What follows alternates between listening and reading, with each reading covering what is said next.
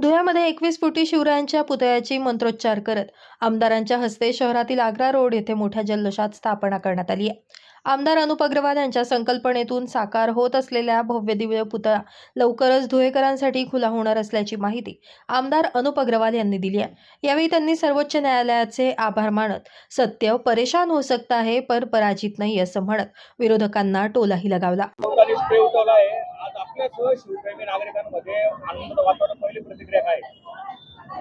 मी आदरणीय मेहरबान सर्वोच्च न्यायालयाचा मनापासून आभार व्यक्त करतो।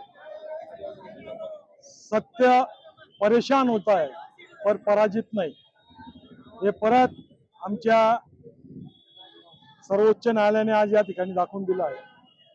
आणि धुळेकर नागरिकांची जी प्रतीक्षा होती ती आज प्रतीक्षा संपलेली आहे आणि सुंदर असं ज्यांच्या राज्यात आपण सर्वजण राहतो अशी आपले छत्रपती यांचं स्मारक आज या ठिकाणी विराजमान झालं।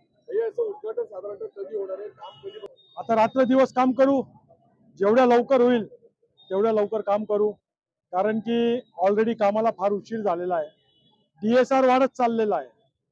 त्या ठेकेदाराला जे काम करायचंय त्याच्यासाठी एक्स्ट्रा पैसे मोजावे लागतील, त्याला जबाबदार कोण हे सुद्धा धुळेकर जनता त्या ठिकाणी विचारणार आहे।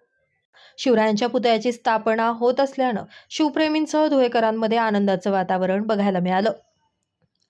गेल्या अनेक महिन्यांपासून शिवरायांच्या स्मारकाच्या कामाला सुरुवात करण्यात आली होती, मात्र विरोधकांनी न्यायालयात जाऊन स्मारकाच्या खाली ऑफिस बांधत असल्याचा आरोप करत या कामावर स्टे आणला होता।